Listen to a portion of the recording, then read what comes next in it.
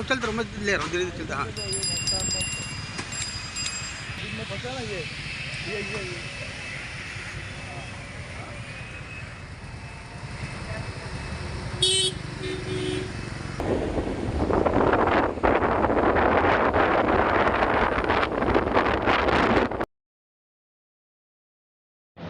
नमस्कार, मैं हूँ राजकुमार विश्वकर्मा। आप देख रहे हैं टुडे फ्लैश न्यूज़। इस समय हम खड़े हैं साकीनाका जंक्शन पर। मेरे ठीक दाईं ओर देख सकते हैं साकीनाका मेट्रो स्टेशन, और इस तरह मैं खड़ा हो जाता हूँ। फिर दाईं ओर देख सकते हैं आप है पेनिनसुला होटल। यहाँ पर जैसे कि मैं सोशल मीडिया के माध्यम देखा होगा कि सुशील गुप्ता वरिष्ठ समाज सेवी ने आज उन्होंने आरटीओ वाहतुक विभाग में, स्थानिक पुलिस विभाग में उन्होंने लेटर दिया था अनशन में बैठने का, आमरण उपोषण के लिए।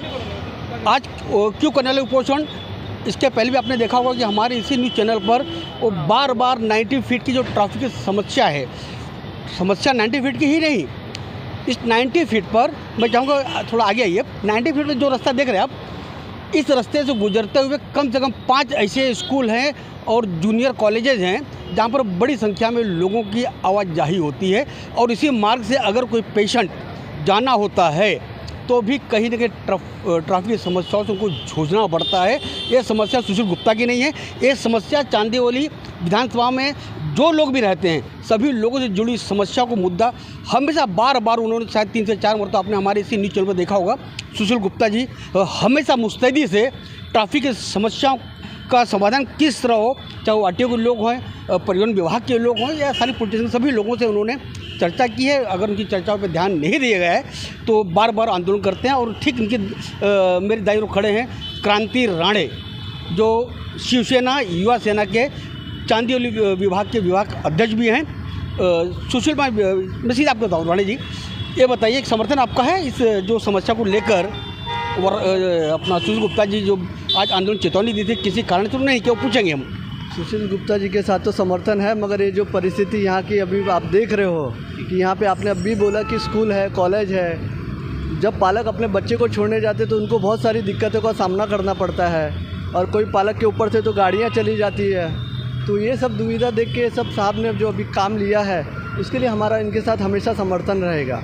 अच्छे काम के लिए हमेशा समर्थन रहेगा। राणे जी, कहीं ना कहीं आपकी पार्टी के यहाँ पे स्थानीय आमदार भी हैं, तो कहीं अगर आमदार जी के साथ में आप हैं तो क्या लगता है कि समस्या इतनी बड़ी है? जो देख सकते हैं जैसा कि अभी मैं देख रहा हूँ ठीक मेरी दाईं ओर टेम्पो यहाँ पर खड़ा हुआ है। टेम्पो के पीछे एक अवैध रूप से एक स्टेशन दिखाई दे रहा है और टेम्पो की कंडीशन आप देख सकते हैं। ये जंक्शन है, जंक्शन पे गाड़ी को टर्न लेना होता है यहाँ पर, और यहीं से लोगों को मेट्रो चढ़ना होता है। तो आमदार क्या अपनी भूमिका आपको समझ में आती है कि आमदार को क्या करना चाहिए इसके अंदर?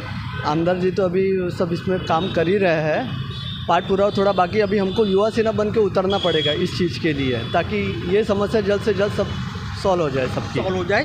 कहीं ना कहीं अब उन्होंने साफ चेतावनी दे दी है कि अगर जल्दी जल्दी ध्यान नहीं दिया गया तो इस जंक्शन पर युवा सेना शिवसेना सड़क पर उतरेगी।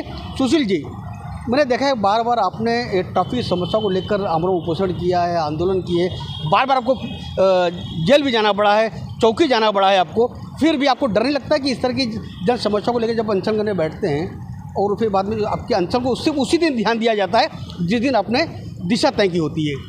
सर, मैं तो अपनी जान से नहीं डरता हूँ। जनता की अगर सेवा करना है तो मुझे डरना नहीं है किसी से, चाहे मुझे जेल जाना पड़े, चाहे कुछ भी हो जाए। मैं पब्लिक की सेवा करने के लिए, मरने के लिए तैयार हूँ। मेरे को कोई इलेक्शन लड़ना नहीं है, कोई राजकारण से उससे जुड़ना नहीं है। मैं यहाँ का स्थानीय नागरिक हूँ। मैं हमेशा चाहता हूँ कि मेरे जहाँ मैं रहता हूँ वहाँ तो स्वच्छ होना चाहिए, साफ़ सुथरा होना चाहिए, भीड़ भाड़ नहीं होना चाहिए, ट्रांसपोर्ट नहीं तो लगना नहीं चाहिए। मगर अब ऐसा देखा जाए कि सर 90 फीट ट्रांसपोर्ट वाले लोगों ने इतना लापरवाही कर दिया है। इनको कायदे से देखा जाएगा तो 90 फीट पे ट्रांसपोर्ट का लोग अधिकार है ही नहीं, मगर तभी भी हमारे यहाँ के नागरिक लोगों ने दिया है। मगर उनका एक टाइम है, सुबह का टाइम, सुबह 6 से लेके सुबह का 11 बजे तक का, ना इन लोगों को लोडिंग करना है, ना ट्रांसपोर्ट का लोडिंग करना है, ना कुछ नहीं करना है। मगर इन लोग बिगड़ लापरवाही किए, सुबह 6 बजे से लेकर रात के 11 बजे तक पूरा ट्रांसपोर्ट लोग भर देते, डबल टिबल पार्किंग करके। पब्लिक जाएगी कहाँ सर?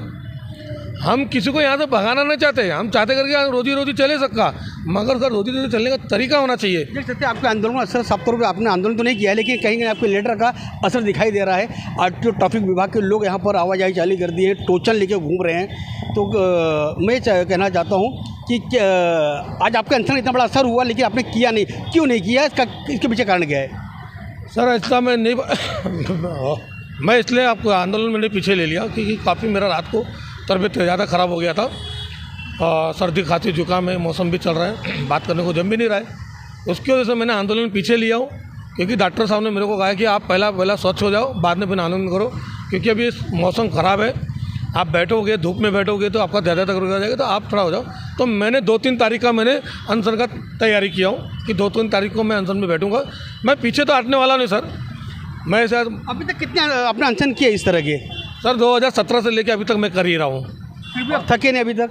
मैं थकने वाला नहीं हूँ। देश की आज़ादी के अंदर मैं उनके बराबर तो नहीं हूँ। सुभाष चंद्र बोस भगत सिंह ने देश को आज़ाद करवाया, तो मैं छोटा सा एक मामूली हूँ। तो मैं कम से कम 90 फीट में तो एक मुक्त करवा दूँ ट्रांसपोर्ट लोगों को भगा के, कि मैं उनको अगर नहीं भगा सकता तो वो लोगों को मैं धंधा करने के लिए दे रहा हूँ, मगर कायदे से करे। जो जीआर पास हुआ है, वो जीआर देने की कॉपी देने के बाद भी वो लोग कानून का उल्लंघन कर रहे हैं। तो सोचिए जब कानून का उल्लंघन कर रहे हैं सर, तो फिर उनका कहना उनका पीछे सपोर्ट कोई बैकग्राउंड होगा, और बैकग्राउंड करने वाला कौन है? एक ही है, मुंबई का राजा, ट्रांसपोर्ट ट्रैफिक माफिया। कहीं ना कहीं ट्रांसपोर्ट ट्रैफिक माफिया पे साफ तौर पर मतलब सभी जो अधिकारी हैं, कहीं ना कहीं कोई चिंता का विषय है। 2017 से सुशील गुप्ता जी आंदोलन कर रहे हैं। 2023 में कल एक दिन के बाद 2024 यानी 2023 के अंतिम महीने के चरण में रहेंगे।